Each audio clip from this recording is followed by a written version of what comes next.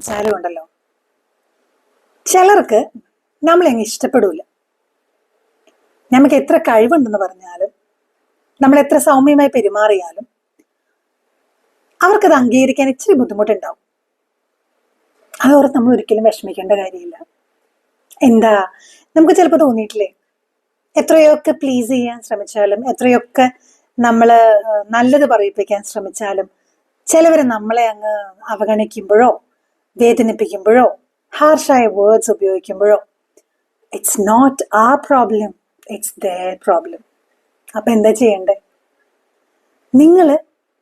നിങ്ങൾ ചെയ്യുന്ന പ്രവർത്തികൾ 100% ആത്മാർത്ഥതയോടെ ചെയ്യുക. ഫലം പ്രതീക്ഷിക്കേണ്ടെന്നേ. നമ്മുടെ മനസ്സിന്റെ സന്തോഷം ഒരു ദിവസം വളരെ നന്നായി ചെലവഴിക്കുമ്പോൾ, ഒരാൾക്കെങ്കിലും ഉപകാരം കിട്ടുമ്പോൾ, അവരുടെ ആ ഒരു പുഞ്ചിരി നിങ്ങളിൽ നിന്നറിയട്ടെ, നിങ്ങളിൽ നിന്ന് ബാക്കിയുള്ളവരിലേക്ക്. ഇന്ന് ഇത്രയേ ഉള്ളൂ. Bye for now.